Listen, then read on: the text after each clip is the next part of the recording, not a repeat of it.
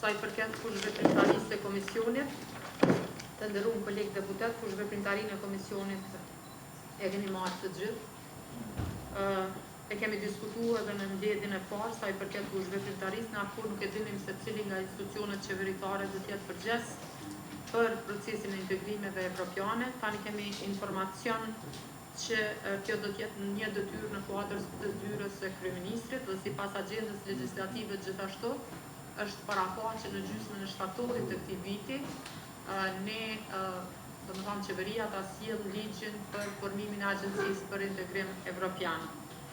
Përpos fushave të parapara në materialin të cilin e keni marrë, nëse dëshironi mund t'ua lexoj fushat, po fillimisht po them a keni propozime të tjera?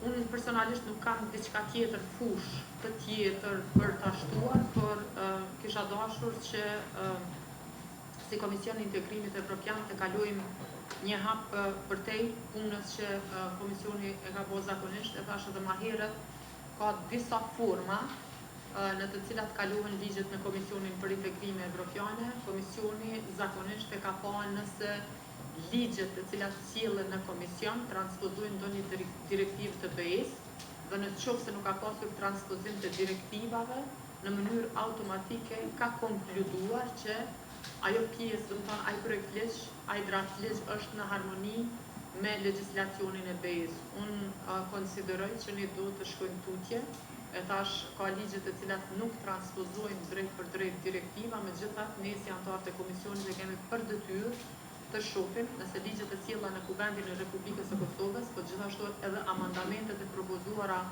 nga komisionet funksionale, të shohim nëse ato me të vërtetë janë në lidhje me agjendën e integrimit evropian, po edhe me legjislacionin e BE-s në përgjithësi. Kjo më shumë ka të bëjë me metodën e punës së Komisionit për Integrime Evropiane se sa me shtimin e ndonjë fush veprimi të veçantë. A ka dikush diçka për shtu? Atëra mund të pajtohemi me kushveprimtarinë e komisionit sipas materialit të cilin e keni marrë. Kush është për? Faleminderit, kundër abstenim nuk ka.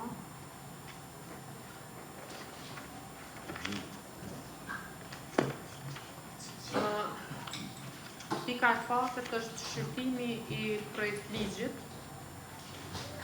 Më falni, duhet me u kthy edhe një herë te pika e dytë të votimi proces verbaleve. I patëm 2 proces verbale, se e kalova, kërkoj falje. A ka dikush brejtje, sa i përket proces verbaleve? A mund që i vendos me votim proces verbale? Kush është për? Faleminderit shumë. Atëherë po kalojmë te pika e katërt, është shqyrtimi i projekt ligjit për ratifikimin e amandamentit numër 2 të marrëveshjes financiare ndërmjet Republikës së Kosovës dhe Bashkimit Evropian për IPA 2017 pjesa e parë. Ne si komision përgjithës jemi të ngarkuar me shqyrtimin e këtij projekt ligji për amandamentimin e marrëveshjes së IPA-s 2017, e cila ka për qëllim shtyrjen e afatit për zbatimin e marrëveshjes për të siguruar kryerjen e suksesshme të projekteve të kontraktuara nga Bashkimi Evropian që janë ballafaquar me vonesa gjatë fazës së implementimit të tyre. Konkretisht, amandamenti ka të bëjë me zgjatjen e datës së përfundimit të periudhës së zbatimit si dhe datën e përfundimit të periudhës së ekzekutimit për 5 vite. Lidhur me këtë projekt ligj, stafi i komisionit ka propozuar një amandament nga ana jonë si komision, dhe kjo ka të bëjë me harmonizime gjyqësore, sepse në projekt ligjin që e ka sjell qeveria është harru një fjalë në gjuhë angleze, part 1, dhe ky amandament ka të bëjë me pjesë, domethënë me zaventësim në gjuhë shqipe, pjesa e parë. Përndryshe, propozimi është që të votojmë amandamentin që ka sjell qeveria që ka të bëjë me zgjatjen e afatit për 5 vite. Dhe amandamentin e komisionit për harmonizim gjyqësor. A ka dikush në shtu diçka rreth kësaj? A mund ta vendosim votim? Atëherë kush është për? Kundër s'ka, abstenim s'ka. Faleminderit shumë. Dhe pika e 5 është shqyrtimi i projekt ligjit për ratifikimin e amandamentit numër 3 të marrëveshjes financiare ndërmjet Republikës së Kosovës dhe Bashkimit Evropian për IPA 2018 është e njëjta procedurë, do me thonë edhe ky projekt ligj është ndryshimi i ligjit që ka për qëllim shtyrjen e afatit për zbatimin e marrëveshjes për me siguru zbatimin e suksesshëm të projekteve të kontraktuara nga Bashkimi Evropian që janë ballafaqu me vonesa gjatë zbatimit të tyre.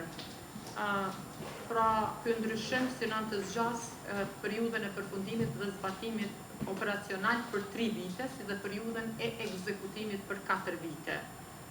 Po hap diskutimin edhe këtu, nëse keni diçka për të shtuar. Ta keni parasysh amendamentet janë pjesë të një dokumenti tjetër, atëherë kush është për? Kemi të bëjmë vetëm me shtyrjet e afateve. Kundër, abstenim. Faleminderit shumë.